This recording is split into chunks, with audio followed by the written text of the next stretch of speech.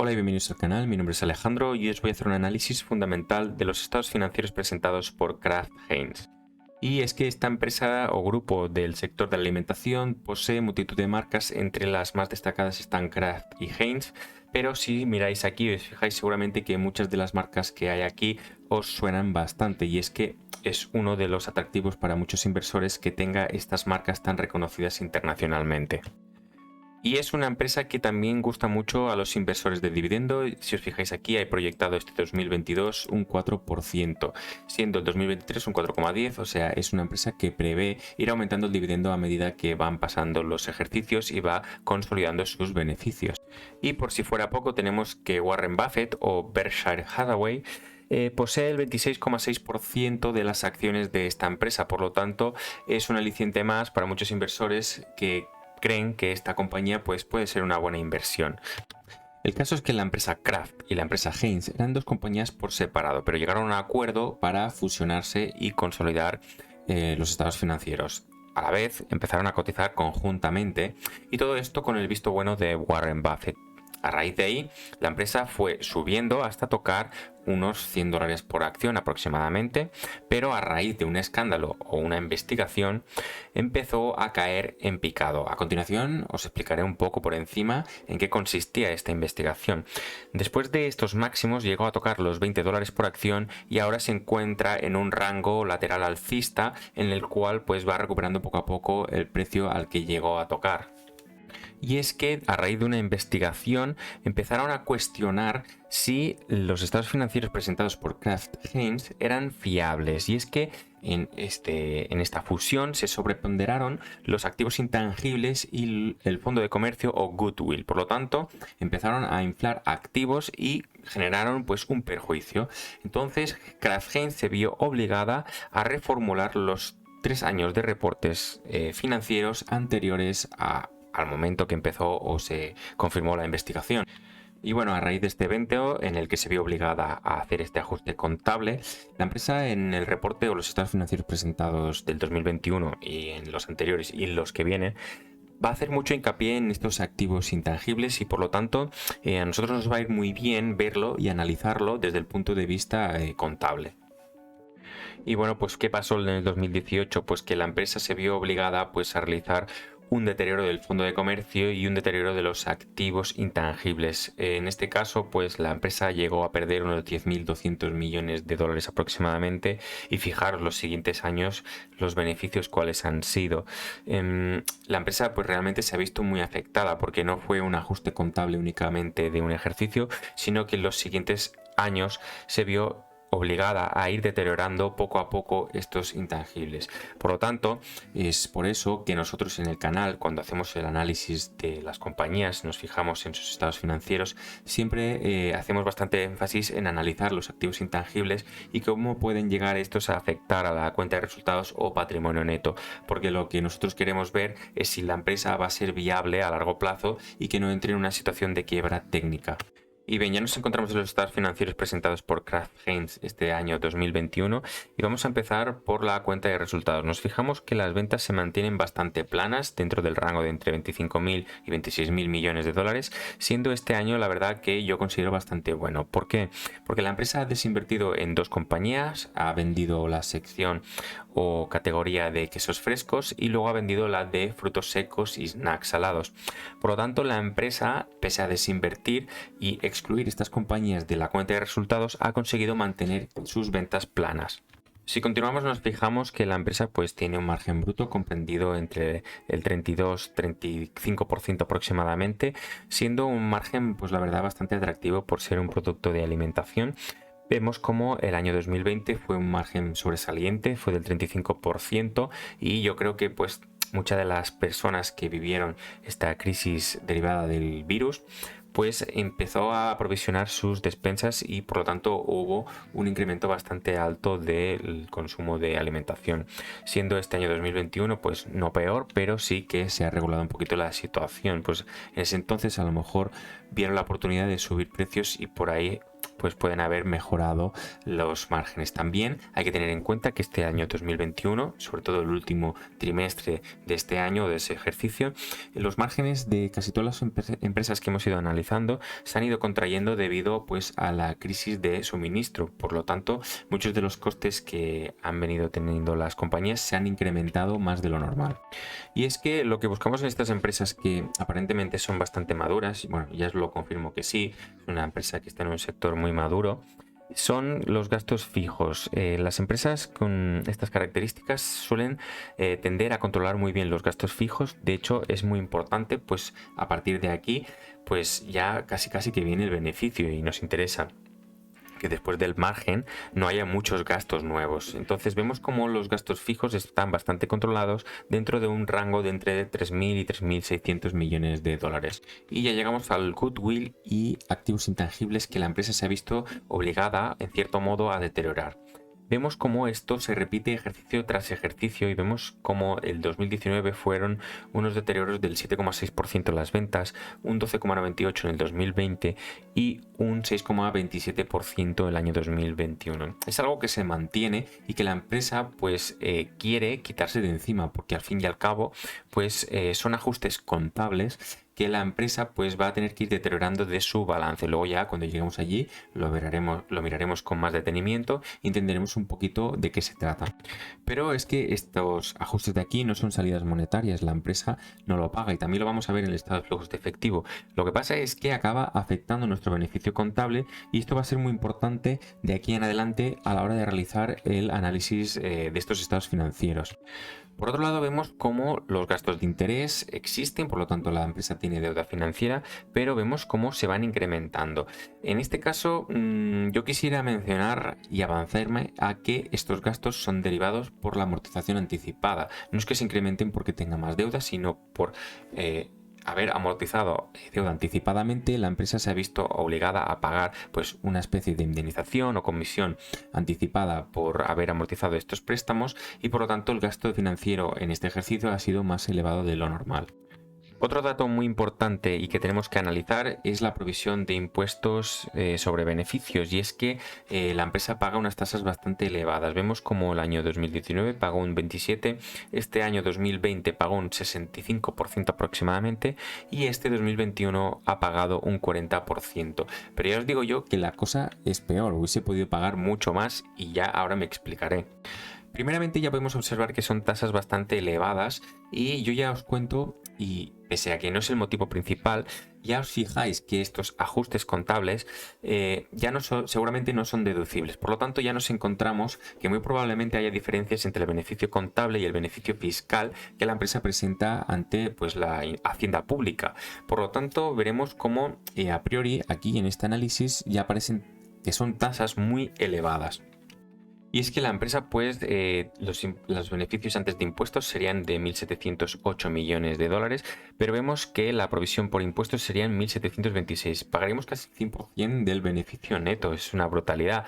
Pero gracias a los impuestos por diferidos de los pasivos, básicamente, la empresa ha compensado estos impuestos que ya supuestamente había contabilizado pero no pagado. Por eso aquí salen restando, y es que en el estado de flujos de efectivo luego veremos cómo la empresa hace pago de estos impuestos. Por lo tanto, al fin y al cabo la empresa está pagando una barbaridad, está pagando casi el 100% de su beneficio.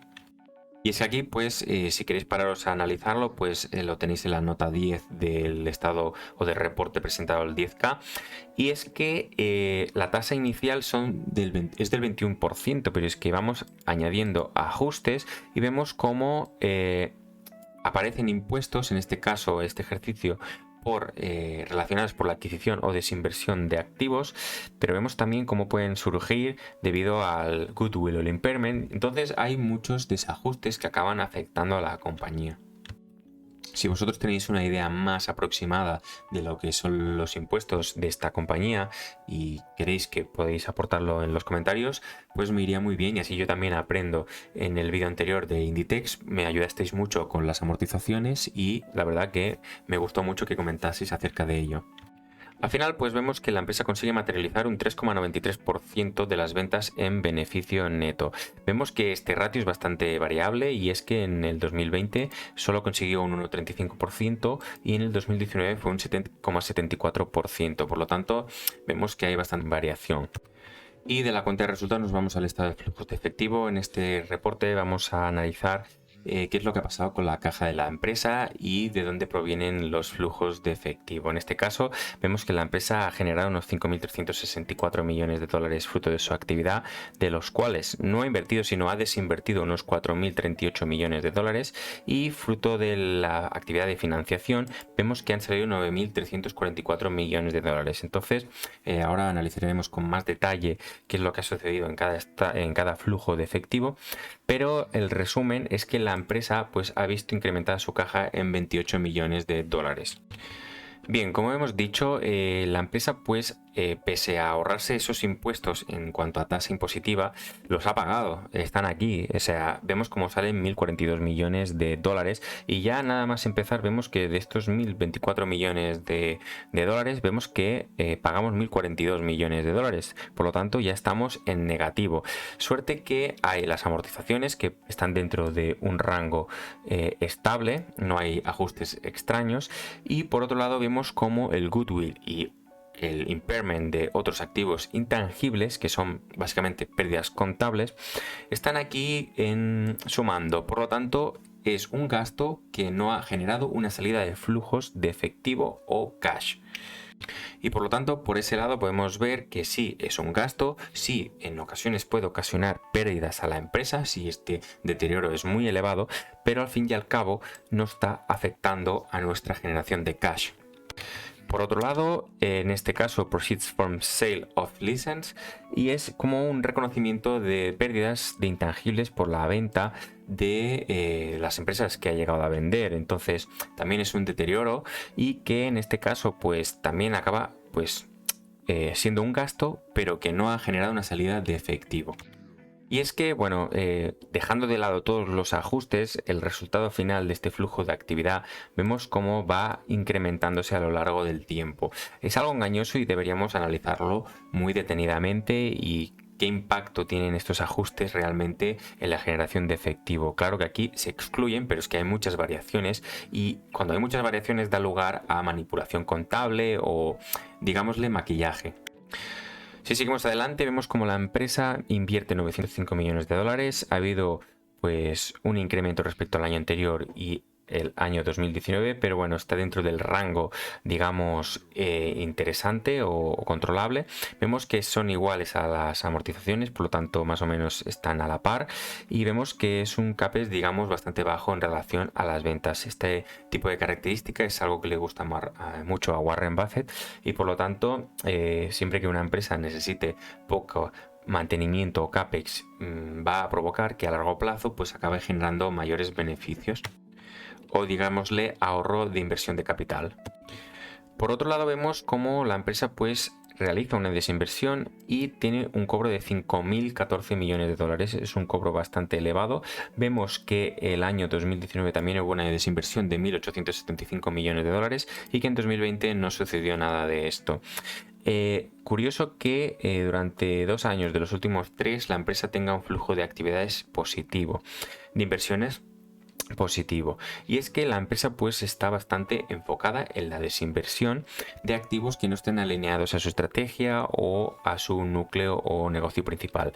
Por lo tanto, vemos como la empresa se va desprendiendo de marcas y otros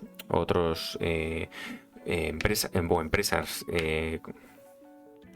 ¿Y por qué quiere llevar a cabo la empresa esta desinversión? Por un lado, y ya llegaremos, yo creo que quiere amortizar deuda anticipadamente y liquidar sus deudas con Hacienda, pero es que además el hecho de desinvertir, estas empresas que vende tienen vinculadas a ellas activos intangibles y goodwill. Por lo tanto, es otra forma de, aparte de aligerar deuda, desprenderte de negocios que no consideres de vital importancia para tu negocio o tu empresa, y te vas desprendiendo también de ese goodwill que es bastante importante, y como veremos a continuación en el balance os vais a dar cuenta de las dimensiones de este goodwill. Y si analizamos el flujo de actividades de financiación, vemos como la empresa pues paga sus deudas lo hace de una forma bastante insistente y constante, es algo que me gusta a mí. Vemos que este último año ha amortizado mucho más que en otros años anteriores, pero esto le ha provocado que tenga gastos derivados de la extinción anticipada de este préstamo. Por lo tanto, en este año se ha visto afectada, pero digamos que a medida que vaya pagando aceleradamente esta deuda, va a ir aligerando obviamente su deuda financiera, va a ganar solvencia y obviamente va a bajar o reducir su gasto financiero a largo plazo. Por otro lado, vemos cómo la empresa pues paga dividendo, lo hace de forma creciente, tampoco es un crecimiento muy elevado, pero ojo al dato que vamos a ver a continuación. La empresa paga unos dividendos que suponen un payout del 191%, es decir, si lo comparamos con el beneficio neto, vemos que la empresa está pagando mucho más de lo que realmente podría permitirse contablemente. Pero es que si lo comparamos con los flujos de actividades, suponen pues apenas un 36,52% de la caja generada de la actividad. Por lo tanto, estaríamos ahí entre un ¿qué hacemos? Porque realmente contablemente vamos a ver que la empresa va bajando, disminuyendo su patrimonio neto, por lo tanto va descapitalizándose contablemente, algo contraproducente contra lo que quiere luchar ella, que es la amortización anticipada o deterioro anticipado de los activos intangibles por tal de aligerar esta partida contable. Aquí ya pues entra un poco el tema subjetivo, ya hemos visto que era un 4% a nivel de capitalización y bueno, la empresa realmente es una empresa enfocada en el pago de dividendos. Y bien, ya nos encontramos en el balance de situación de Kraft Heinz presentado a 25 de diciembre del 2021 y vamos a empezar de más líquido a menos líquido. Vemos que la empresa tiene en cash o equivalents, en efectivo, en bancos, unos 3.445 millones, el año anterior fueron 3.417, por lo tanto se mantiene en un nivel bastante estable.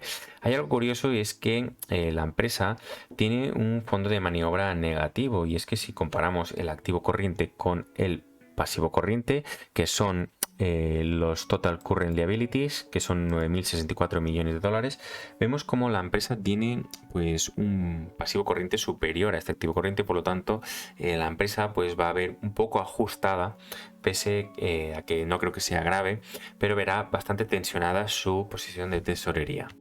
Pero es que aquí hay algo engañoso, porque el año 2020 esto mismo sucedió. Lo que pasa es que aquí tenemos un activo corriente de 10.822 millones y vemos como el pasivo corriente es de 8.061 millones. ¿Qué pasa?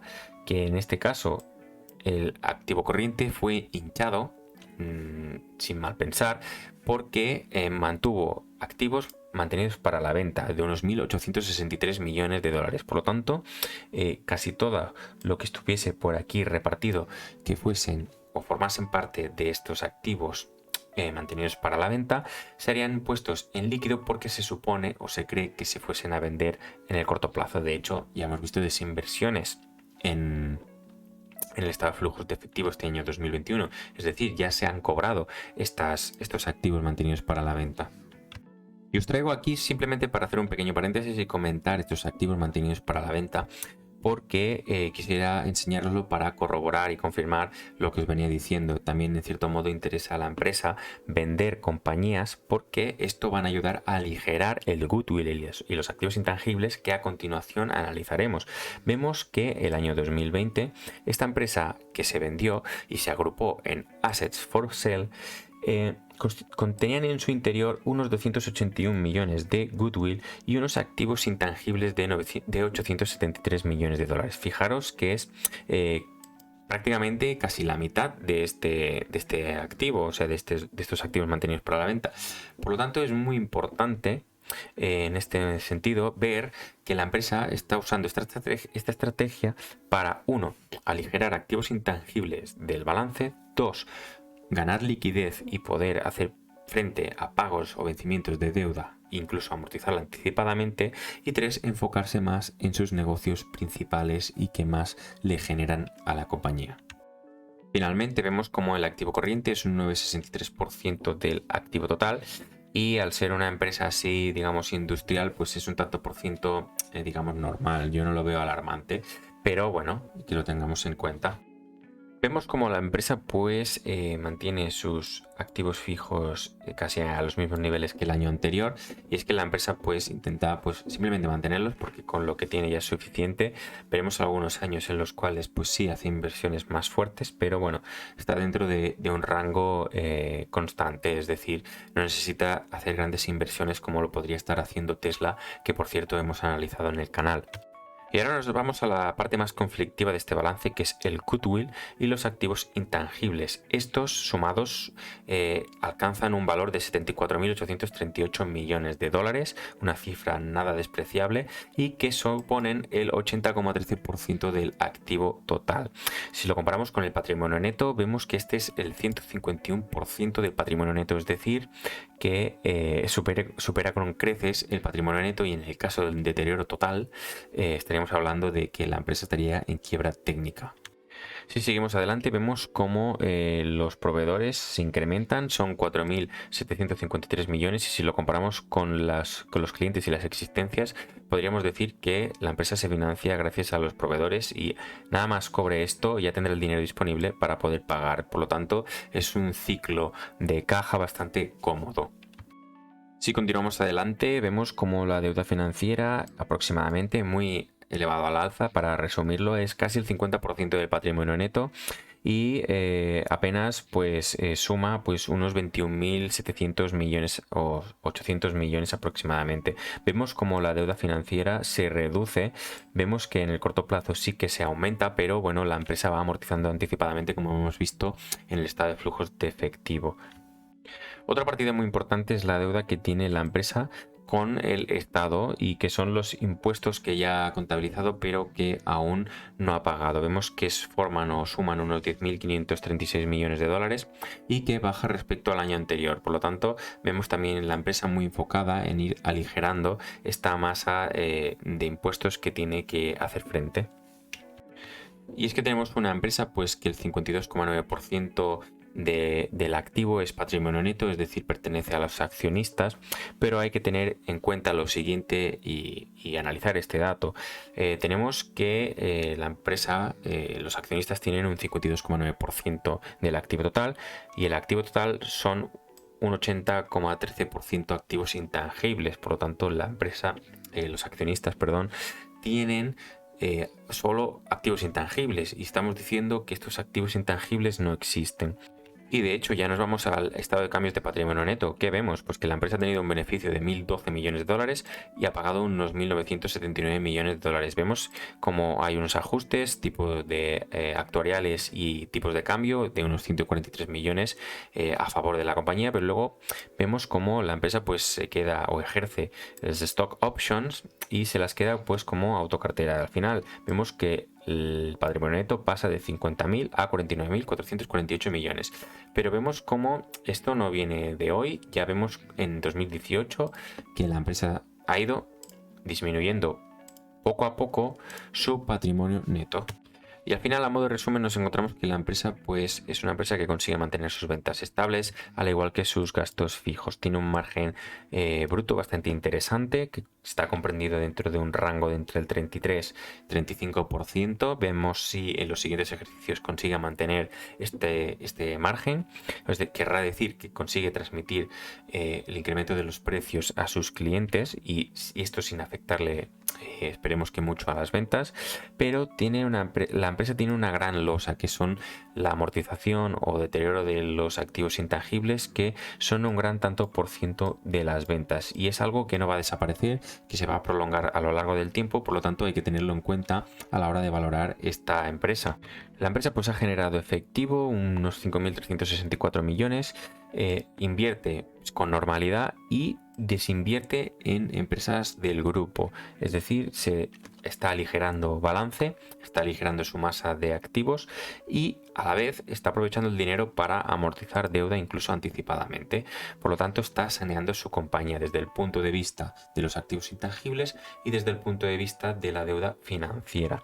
Además, vemos que la empresa pues está claramente enfocada en pagar dividendos, prefiere remunerar a sus accionistas a través de pagos, no mediante recompras de acciones, y es una empresa pues que está básicamente enfocada en eso: aligerar balance, reducir activos intangibles que están sobrevaluados, pagar dividendo y amortizar deuda anticipadamente. Y a la vez, pues lo dicho, ¿por qué está enfocado en estos puntos? Pues para reducir este tanto por ciento de aquí, que es un 80,13% del activo total. Vemos una empresa que está muy bien gestionada a nivel de liquidez. De hecho, este fondo de maniobra negativo no es un impedimento. Las empresas con grandes fortalezas financieras muchas veces se encuentran con esta situación de que tienen un fondo de maniobra negativo, tienen más vencimientos a corto plazo que activos líquidos a corto plazo para hacer frente a estos mismos vencimientos a corto plazo. Por lo tanto, la empresa, pese a tener esta capacidad de generar efectivo, de incluso desinvertir, en vez de acumular el cash aquí, lo emplea para amortizar deuda anticipadamente e incluso pues pagar tasas. Algún problemilla tiene aquí la empresa con Hacienda Pública, por lo tanto, otro pero de la compañía. Por lo tanto, nos encontramos con una empresa bastante capitalizada, pero ojo, porque si amortizásemos de golpe este goodwill, este fondo de comercio o estos activos intangibles, pues la situación del patrimonio neto se vería comprometida totalmente. De hecho, la empresa entraría en una quiebra técnica. Pues bueno, hasta aquí el vídeo de hoy. Espero que os haya gustado mucho. Si os ha gustado, dale like, suscribiros, comentar y hasta pronto.